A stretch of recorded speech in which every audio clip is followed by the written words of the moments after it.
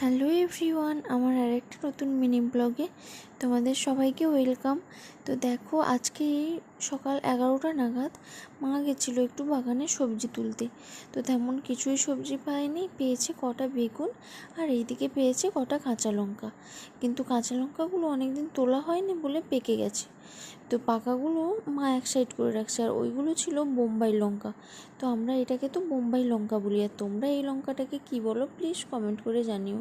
আর আমার এই ভিডিওগুলো যদি তোমাদের ভালো লাগে তাহলে তোমরা চ্যানেলটাকে অবশ্যই সাবস্ক্রাইব করে দিও প্লিজ।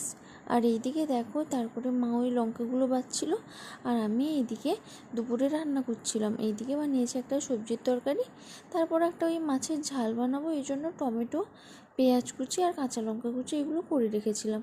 আর এইদিকে না, আমাদের বাড়িতে দুটো পায়রা আসে জানো তো। একটা পায়রাকে দেখতে পেলাম আর একটা পায়রাকে কিন্তু দেখতে পেলাম না। আর এইদিকে দেখো, আমি ভেজেছি শাক ভাজা। শাক ভাজা না আমার ভীষণ ভালো লাগে, আর তাও যদি হয় কলমি শাক। ওই একটু রসুন দিয়ে ভাজা হলেই ব্যাস, এক থালা ভাত নিমেষেই শেষ হয়ে যায়। আর এদিকে দেখো, শাশুড়ি মা আর বরকে খেতে দিয়ে দিয়েছি। এপাশে করেছিলাম একটা সবজির তরকারি আর শাকের ভাজা, আর করেছি গাঁটি কচু দিয়ে ওই পটল মাছের ঝোল। তো আমরা এই মাছটাকে না পটল মাছ বলি, এটা ছিল নদীর মাছ। আর এইদিকে দেখো, শাশুড়ি মা এনেছিল মিষ্টি দই। তো আমুলের ওই মিষ্টি দইটা খেতে না বেশ ভালো লাগে, ক্রিমি ক্রিমি ব্যাপার একটা থাকে। তো সেটাই আমি সন্ধ্যাবেলা খাচ্ছিলাম। আর একটা কেক নিয়ে এসেছিলো সোনামার জন্য।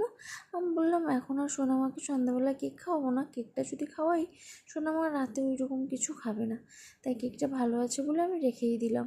তারপর সন্ধ্যের দিকে একটু হাওয়া উঠতেই বর বললো আজকে একটু পেঁয়াজি করে খাই। তাই বর এখানে বেসন দিয়ে পেঁয়াজ আরে মেখে রেখেছে। আর এইদিকে ওকেই বললাম যে তুমি পেঁয়াজিটা করো আর আমি একটু ভিডিওটা বানাই। তো এইদিকে ও পেঁয়াজি ভাজছিল আর শাশুড়ি মা ওইদিকে টিভি দেখছিল।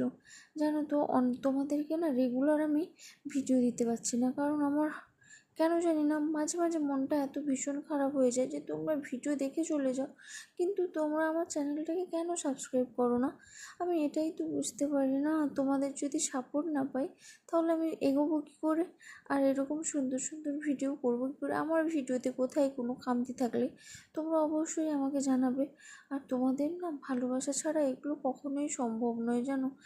বাড়িতে সবাই বলে, মানে বাড়িতে মা আর বর বলে যে এইরকম ভিডিও বানিয়ে কী হবে বলো, তোমার চ্যানেল কেউ সাবস্ক্রাইব করে না, তোমার চ্যানেলে সাবস্ক্রিপশন মানে অনেকটাই কম, তারপরে এইদিকে লাইকও পড়ে না।